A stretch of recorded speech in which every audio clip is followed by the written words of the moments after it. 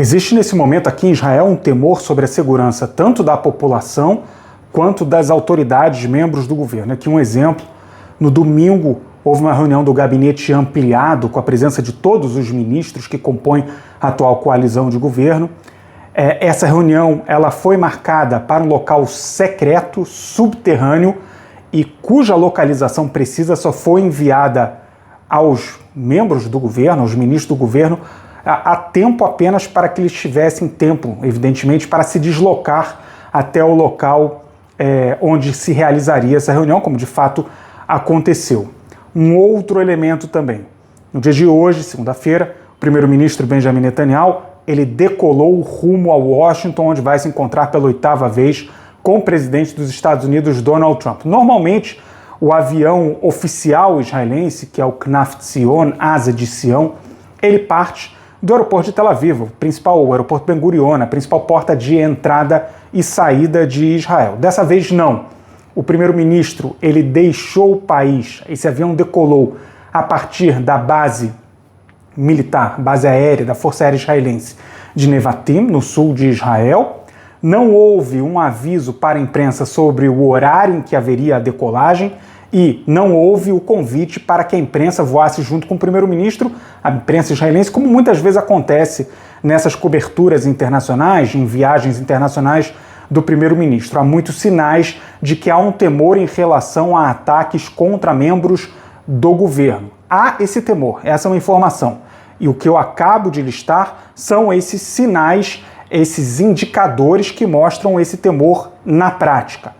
Um outro elemento também, apesar da ideia de que há um intervalo nesses confrontos, e de fato há um intervalo nesses confrontos entre Estados Unidos e Irã, ainda assim há um temor de que possa haver ataques contra a população israelense, contra a chamada frente interna, ou seja, a população israelense, a ponto inclusive do Ministério da Defesa ter solicitado ao Knesset, o parlamento israelense, a Comissão de Relações Exteriores e Defesa, a prorrogação do estado de emergência até o dia 11 de agosto, até o próximo dia 11 de agosto. Esse estado de emergência, ele expira nesta terça-feira e o Ministério da Defesa pediu a prorrogação desse estado de emergência. O que permite esse estado de emergência? Uma comunicação direta entre o comando da frente interna, o braço responsável do exército responsável pelas orientações à população civil, e a própria população, sem questões burocráticas intermediárias. Então existe essa facilidade de comunicação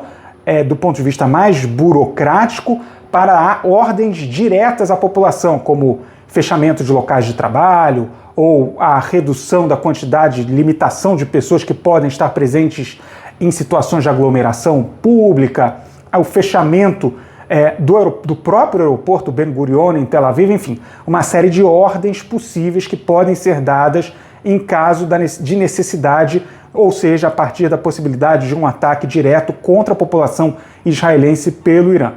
Tudo isso está presente ao longo dessa semana, no dia de hoje, aqui em Israel, justamente na véspera do encontro considerado muito decisivo entre o primeiro-ministro israelense Benjamin Netanyahu e o presidente dos Estados Unidos, Donald Trump. Há um componente político muito importante nesse encontro, porque Netanyahu precisa reforçar a imagem de acesso ao presidente Donald Trump, também em função da campanha eleitoral. Lembrando, dia 27 de outubro, daqui a 3 meses exatamente, haverá eleições aqui em Israel e o primeiro-ministro Benjamin Netanyahu e a atual coalizão de governo, segundo toda a sucessão de pesquisas, aparece em minoria, ou seja, a atual coalizão de governo, os partidos que compõem essa coalizão de governo. Se as eleições fossem hoje, eles não conseguiriam novamente, esses partidos juntos, não conseguiriam obter a chamada maioria mínima do Knesset.